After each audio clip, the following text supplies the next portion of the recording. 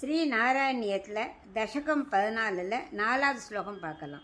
ஸ்துவதே புலகாவிருத்தாய தஸ்மை மனுபுத்ரீம் தயினாம் நவாபி புத்ரீஹி கபிலம் ச சுதம் ஸ்வமேவ பஷ்சாத் ஸ்வகதிம் சாப்யனுகிருஹ்ய நிர்கதோ பூஹு.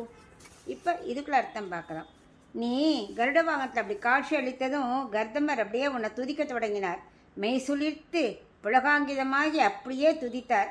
என்ன பிரார்த்தனை செய்தார்? பிரம்மா பிரஜைகளை படைக்க சொல்லி ஆணையிட்டிருக்கிறார். அதை நிறைவேற்றினாலும் உலகில் நாட்டம் செல்லாமல் உன்னை என்றும் மறக்காமல் இருக்க வேண்டும்ங்கிறத அவர் பிரார்த்தித்தார். உடனே பகவான் என்ன பண்ணார்? அந்த வரங்களெல்லாம் கொடுக்குறார். என்னென்ன தெரியுமா? முதல்ல என்ன வரம் கொடுத்தார்? ஸ்வயம்பு மனுவின் மகளாகிய தேவகூதி உனக்கு மனைவியாக அவளே வருவாள். அதுக்கப்புறம் மனுவே தன் மகளை கூட்டி கொண்டு வருவார். ரெண்டாவதா 9 பெண் குழந்தைகளை நீ பெற்றெடுப்பாய். பிறகு அடுத்ததாக மகனாக கபில வாசுதேவன் பிறப்பான். அந்த கபிலனாக குருவாயூரப்பா நீயே தோன்றுவதாக சொன்னாய். குருவாயூரப்பா உன் இருப்பிடமான வைகுண்டத்தையே நீ அடைவாய் என்றும் பிரஜாபதிக்கு நீ நிறையாக வரங்களை வழங்கினாய். அதற்கு பின் நீ மறைந்தாய் அப்படின்னு இந்த 4வது ஸ்லோகத்தில் சொல்கிறார். ஸ்ரீ நாராயணியத்தில் தசகம் 14 5வது ஸ்லோகம் பார்க்கலாம்.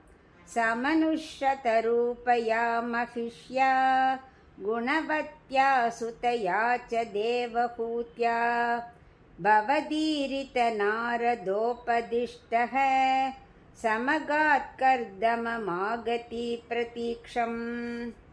இப்போ இதுக்குள்ள அர்த்தம் பார்க்கலாம். பகவான் நாரதரை ஸ்வயம்பு மனு கிட்ட அனுப்பினார்.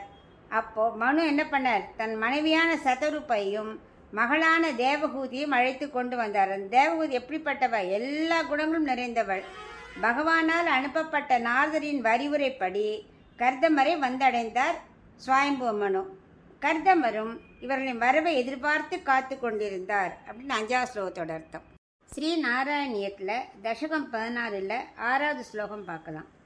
மனுனோபஹிருதாம் ச தேவகூதீம் தருணீரத்னமவாப்ய கர்தமோசௌ பவதர்ச்சன நிர்விருத்தோபி தஸ்யாம் திருடசுஷ்ரூஷணயா ததௌ பிரசாதம்.